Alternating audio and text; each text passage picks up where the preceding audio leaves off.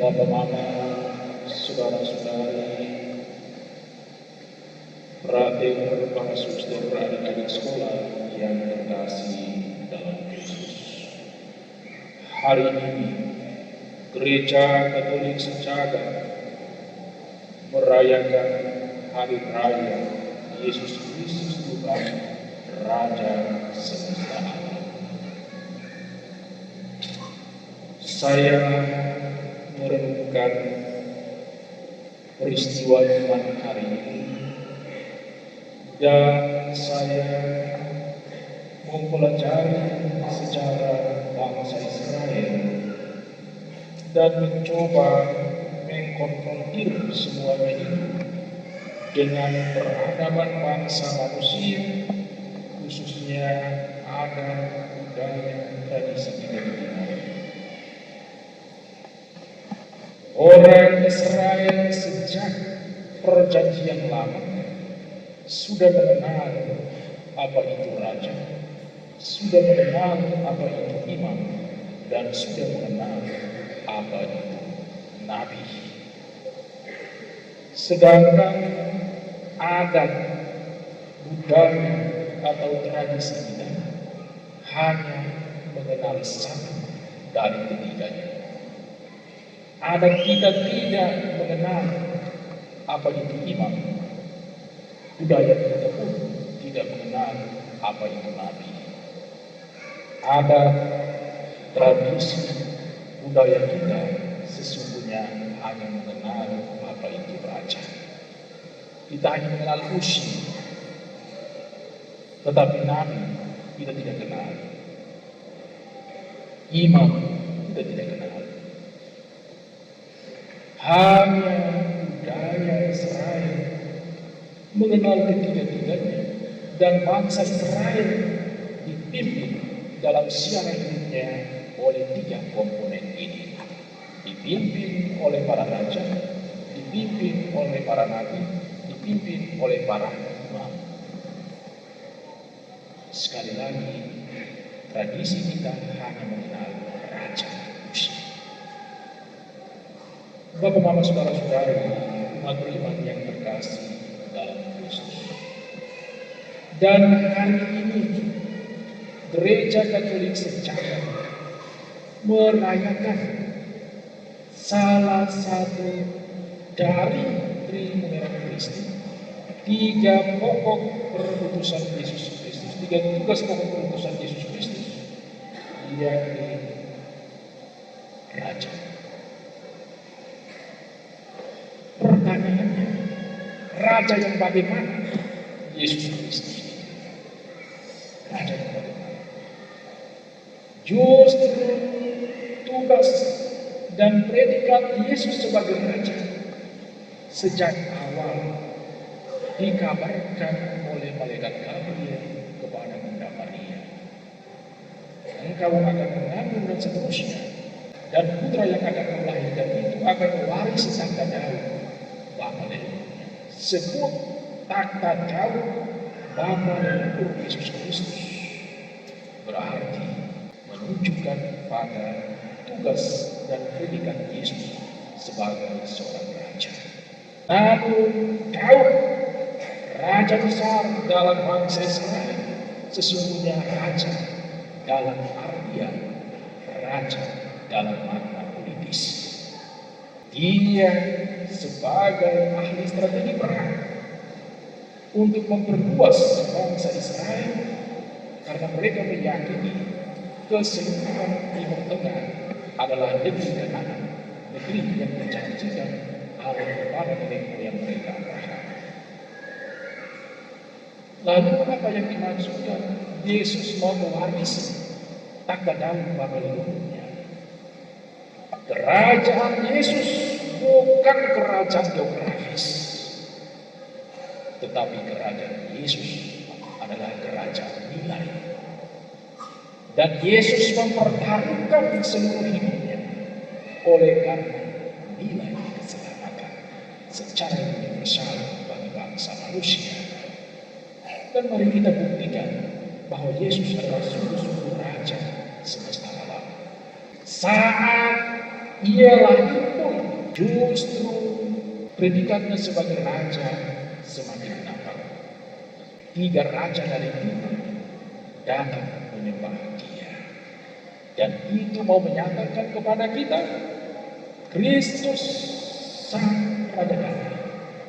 Semua raja dunia takluk kepadanya sejak kelahirannya, sejak keberadaannya di dunia, dengan 3 raja dari timur mewakili raja-raja dunia datang menyembah dia sebagai raja. Dan ketika ia tampil di depan umum, ia memulai mujizatnya yang pertama.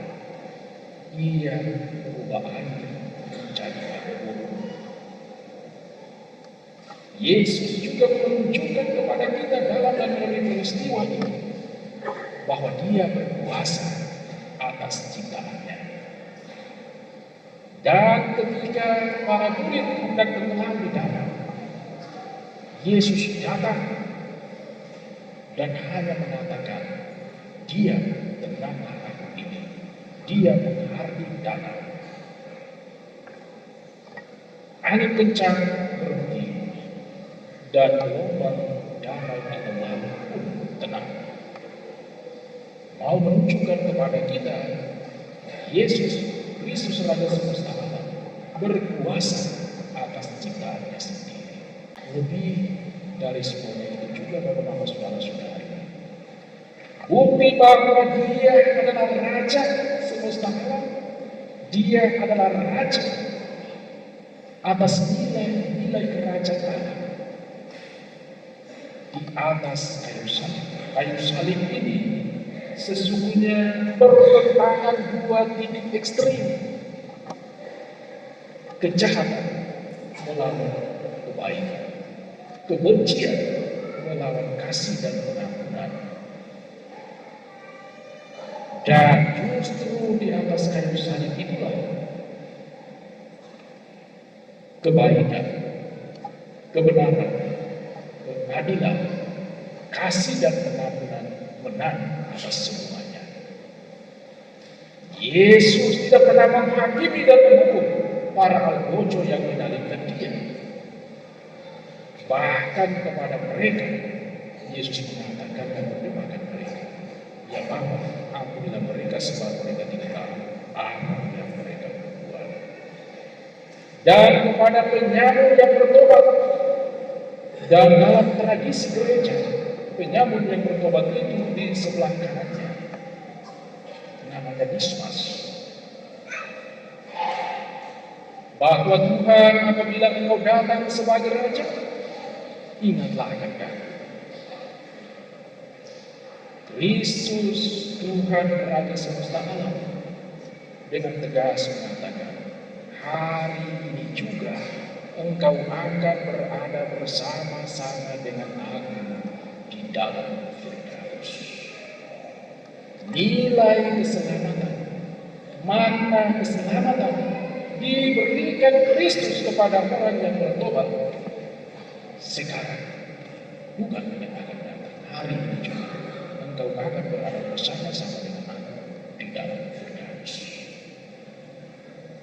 Bukti paling kuat dan puncak bahwa Yesus Kristus adalah Raja semesta alam. Ciptaan tidak menguasainya. Dia bangkit dari antara orang mati. Alam maut tidak menguasainya. Bapak, Mama, saudara-saudari, umat beriman yang terkasih dalam Kristus. Lalu bagaimana dengan kita? Kita cukup buka hati.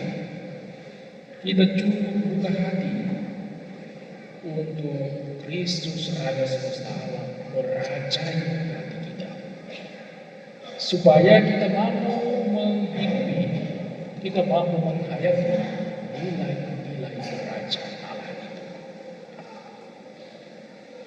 Hanya itu bukan. Tapi memang bagi kita sangat sulit. Hidup kita ini kadang dipoles-poles dengan hal-hal duniawi yang membelenggu, yang tidak menyelamatkan kita.